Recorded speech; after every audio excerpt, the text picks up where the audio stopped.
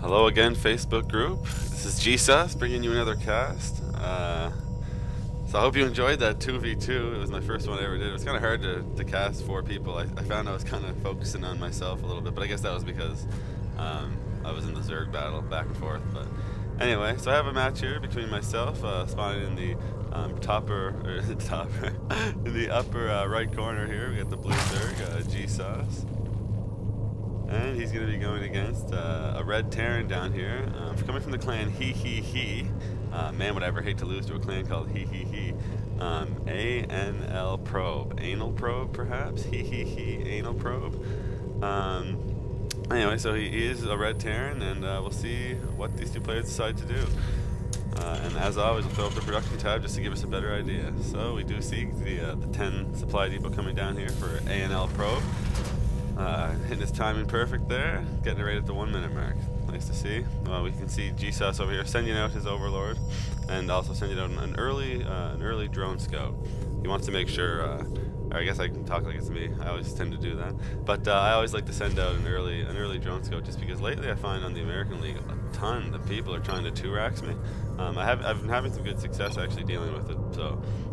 It's because of this early scout, so I'm going to keep doing that every time I play against Terran, and I always try to pick off the worker here that's building this.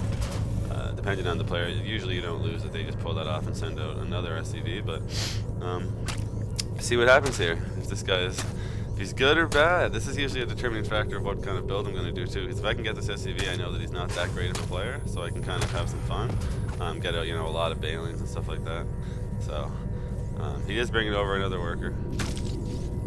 But unfortunately for him, I got the first hit off, so he is going to lose this SCV unless he pulls him back. And now he does lose the SCV. He could have actually got me if he got the other one to help out in time, but he doesn't do that, so I end up getting away. And he's going to finish the wall off there just to make sure I can't get in there for the full scout later. And I'm going to send this guy back home, who finished that battle with 5 HP, but as Zerg units do have regeneration, he should be fine by the time he gets home. You can see he's up there back into the orange already. And we got another drone coming down here. It looks like he's gonna be, I'm gonna be going for, oh yeah, I'm going for a 3rd hatch before my pool. So because I killed an SCV down here, usually whenever I kill an SCV, I feel like I'm kind of ahead in the game. I always, try to focus on my economy a little bit more instead of going for those early units and early aggression. I figure I'm already ahead, might as well increase that lead. So I will be going for the 3rd hatch here. So I have my 2nd and 3rd hatch both built at the same time, which is very rare, but I still managed to get that pool up early enough that I can keep me safe from any harass that he decides to do. So he's just pumping out Marines down here. Usually Terran likes to go for that Reaper, but I guess he's trying to go for his economy as well and be safe here at home. But usually you throw out that Reaper because it gives you a good scout of the Zerg play, and you can usually pick off a drone or two. So we have the 2nd and 3rd hatcheries still working on. I'm still spawning here.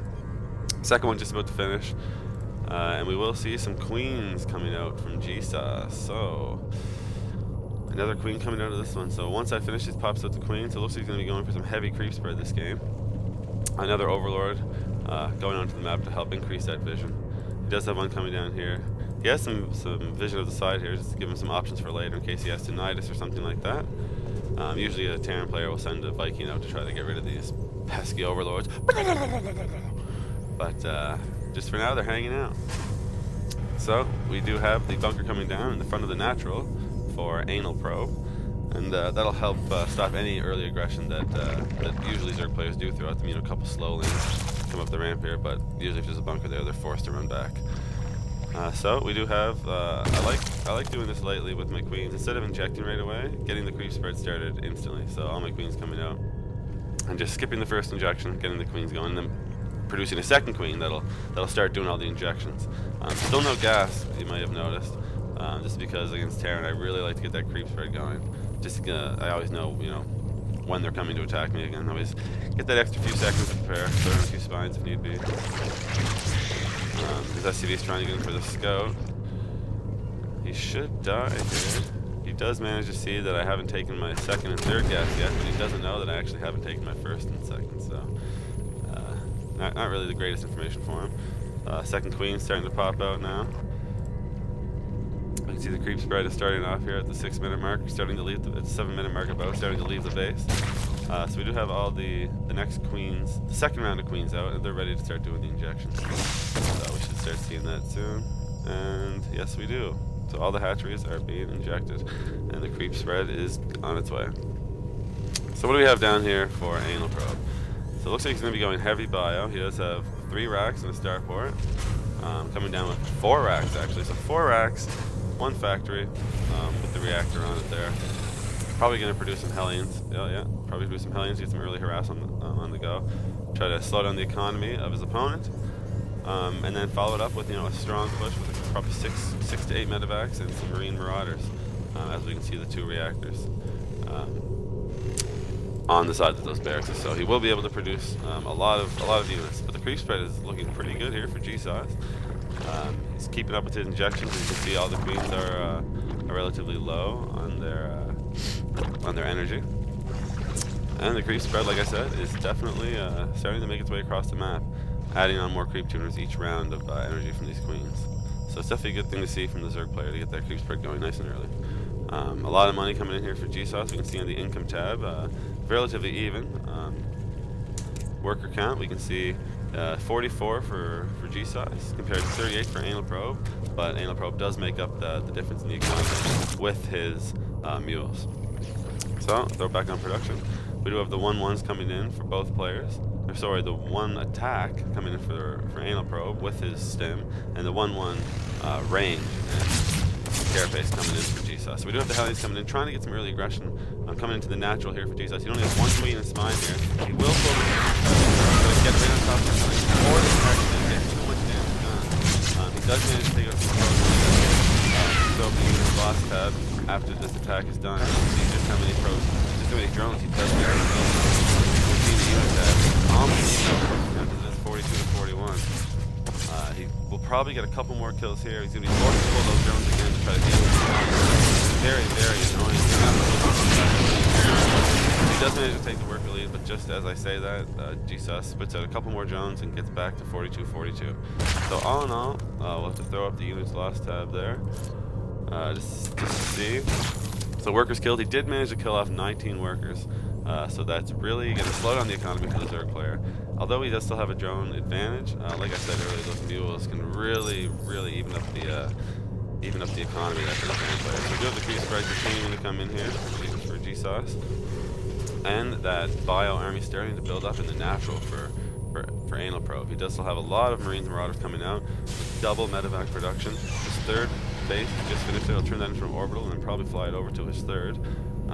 Usually they'll do that as they attack to try to make sure they can throw down a few bunkers, turrets, whatever they need for defense before the speedlings come in and try to take out that expansion. So, still working on that creep spread here. And throwing down an infestation pit. So he's going to be going for hopefully for some hive tech there very quickly. As he does probably have an idea that his opponent is going for bio, and throwing down another 4 racks. So if Gsoss knows his opponent's going for bio, he will need a couple infestors, a couple ultras to deal with that big clump of, big mass of Marine Marauder. Because once it gets to that critical mass, it's really hard to engage. You do need the funnels to hold it in place. I'm surprised we don't have any drops coming down from ANLprobe. He did do a good job with the Hellions, but you do have to continue to start to spit out those units so quickly. And the creep spread is just almost to the midway point. Usually you want to get the creep spread to the midway point around the 11-minute mark. He's doing a decent job here, just at least continuing the creep spread. You have to make sure that you continue it throughout the entire game. Looking to go into some roaches here. He does have his 2-2 on the way. We can see the 2 shields coming in for ANLprobe. 18 Zerglings on the way for Gsoss. Probably looking to turn those into Balians when the engagement does happen. The creep spread is, I was going to say it's slowing down, but no, he's still getting it going here. Should see a big spread over here to the right side. Gotta keep up on this. A little bit of energy starting to build up on his queens here, so I am missing some of my injections, but it's not looking too bad. We do have a big army here, massed in the front, just in case there's any aggression coming out from ANLprobe. So he does have a drop coming up here. Let's see what's inside of there. There's 2 Marauders and 4 Marines. Probably going to look to drop that into the main, but there is a nice, you can see the vision here for Gsoss. He does have vision of the top of the top of the map here, so we can see the medevac coming in, because he has the overlord spread there on the top. So back to vision for everybody here. So we'll see what this drop actually manages to do and how fast I can respond to it. As you can see, I'm really having trouble whether or not I should do it as if I'm a caster. I think that's what I'll do. I'll do it as a caster and refer to myself as Gsoss instead of me. So let's see how fast he pulls the army up. Still waiting, still waiting. And there goes the army up. So he is losing some more workers here. Total workers built 20. Should have a big advantage. We see in the unit that he does actually 60. I mean, army value, that's where Gsoss is going to have to lead here. His army is just a lot more substantial than, oh, just as I say that, ANLprobe looks like he has a pretty nice army over here. Unfortunately, his upgrades are lacking, so that's where Gsoss will have the advantage. As you can see, the roaches are already 2-2. He does have some banelings mixed in as well. So if he can get a proper engagement on this army, you have to watch out for the hellbats because they can take out the banelings very, very effectively. And they can also pick up into the medevacs and shoot into one of the bases while the battle's taking place. So that's something that you really don't want to happen. So we'll see what happens here. So ANLprobe is going to come out and he sees the creep, and the last thing he wants to do is step onto that creep that gives their opponent. Obviously, it really gives the Zerg player a good opportunity to engage the way he chooses. As a Zerg player, you kind of want to run around, dodge the army a little bit until you can really take advantage and get that proper engagement. So we'll see what he decides to do. There's 28 Zerglings in production. So he's most likely going to turn those into banelings. He does have the 2 infestors coming in now, along with the 3-3 upgrades and the DRPS coming in from the Ultralisk cabin. He does need that. He does need the chitinous plating to get those extra 2 armor to get him up to that critical 5 armor. So as mentioned before, we do have the banelings morphing in. 26 banelings morphing in with those 2 infestors. That should be enough to hold this army in place and potentially take it out. But I don't think Gsoss actually, no, he didn't actually get passaging lands started in time, or at all. So the infestors won't actually be able to use the fungal when the engagement takes place. So he is separating his banelings here. Like I said, it's all about trying to get that proper engagement. So we'll see how this goes. It looks like he's setting up for the 2-pronged attack here. It's really just not going to be a good engagement for ANLprobe. He has no idea what's coming. And here come the banelings. They're going to be morphing from the side. Roaches to the front. Bailing! Bailing!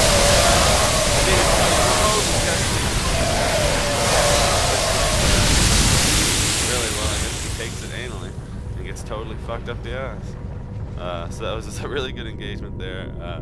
Let's go to get the units lost tab up there. So now we can see, finally, Gsoss takes an advantage and the units killed 77 to 37. Still doesn't have all those workers killed, but you know, at this point it's all about killing the army as we are into the later stages of the game. Banelings are saying, you know what, Marauders, not too effective to strike you guys. We'll go over here and try to get some workers. Might as well take out a few if we can. Every penny. Take out a few workers, and then we'll probably see this army. It's not going to be smart to engage the roaches on the Marauders, so we'll probably see them trying to get in there on the Marines, and the Marauders are definitely doing a good job of shielding them. And these roaches will say, "Peace out, boys." This creep spread is really giving Gsoss the vision that he needs to get those key engagements off. It's going to be tough for. Holy fuck! 1, 2, 3, 4, 5, 6, 7, 8, 9 racks. That is a lot of bear. So he's producing an insane amount of Marines right now. Actually, he's only producing 4 Marauders at the moment. And we can see a lot of Swarm Hosts coming out for Gsoss. So the Swarm Hosts will definitely help cushion that army until he manages to get those Ultralisks out, which will usually for the Zerg players, the Ultralisk is the final, I guess the final nail in the coffin. So we do have the melee upgrades coming out for the Ultralisks, which we do have. First Ultralisk is on the way right now. Swarm Hosts are ready. They'll probably just park here and apply some pressure on the army, which is looking to venture out onto the creep again. He must be scared as fuck now to come out into this creep. I mean, once you step on that creep, you know the Zerg player is going to come and surround you. So he has to be really, really cautious about it. He is loading up into some drops, so this would be definitely a good idea for ANLprobe to try to do some drops here. He should be throwing 2 medevacs. He dropped them right here, run in, 2 right here. That would separate the army and then come up to the front. He's not doing a good job of separating this army. He's keeping it all together, and once the creep spread gets this, I know I keep talking about the creep spread, but once it gets this established, you really can't just walk across it. You do have to try to utilize it. He doesn't need to be doing that. I don't know if he doesn't have the confidence in it or what, but he's just really not using the drops enough. This base is just totally wide open. He can take that out so easily. But we'll see if he decides to do it or not. He's massing up his army again. He is sending out 2 medevacs, but the main armies is massing together, and hopefully, so the infestors do come out. They still don't have passaging lanes, so they're still unable to use the fungal growth to hold that army in place for the ultralisks. But the swarm hosts are going to move down, try to get a good position, apply some aggression on this army, try to soften it up a little bit, so that when the final engagement does happen, it's the army is nice and weak. Swarm hosts are great for softening up a bio army, because they can only run for so long, or the low guy will get into the base. We do have enduring locusts on the way, so once that comes in, the swarm hosts will be much more effective, as the locusts will last a lot longer. But I mean, it's great to have a nice group of locusts just totally swarming in, just constantly swarming in. 15 is usually a pretty good amount. He has Gsoss 13 right now, which is good. Those Zerglings won't be able to do too much on that army, but they turn into their Baleen selves, they will probably be able to take it out. So there they go. So we do have 12 Baleens in production. Swarm hosts do a great job of give the needed time to morph in all the units that are required to deal with it. So we do have some Zerglings, Roaches, and Ultralisks, Locusts streaming in, and a couple of Baleens. So we'll see how this engagement does go. You're gonna have to run back because that army is strong right now. It's definitely at that death ball form that we were talking about earlier. Here we go. Baleens streaming as well. Locusts coming in. The Locusts are great for shielding some of the damage as well.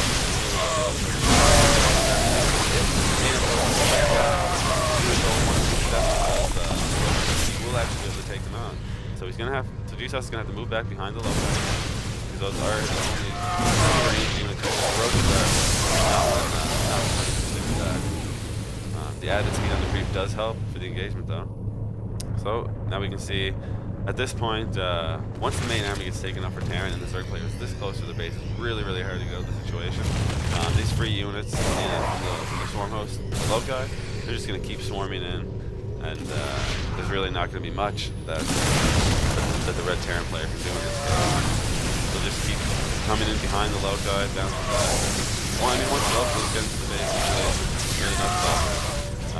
A lot of bio in production right now, but bringing in some bio, they're not going to get that effective engagement. Oh no, it seems like that's it for ANLprobe. Trying to be nice here, making me not too bad to take crazy games, but at the same time helps realize the game is over. As the swarm is starting to come in, and the creep spread is the whole map here. It's not too bad. So yeah, as you can see here, just finishing off. The low guy should be able to come in and finish off the army here.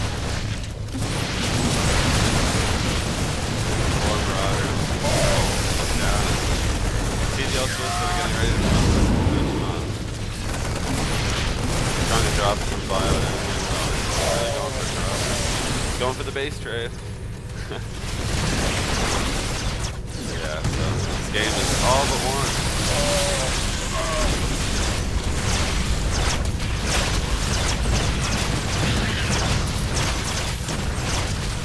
Units go, as you can see there, 258 to 100. And it's finally taking the work. Good game there. Alright, so that's my cast. Hope you enjoyed it. And until next time.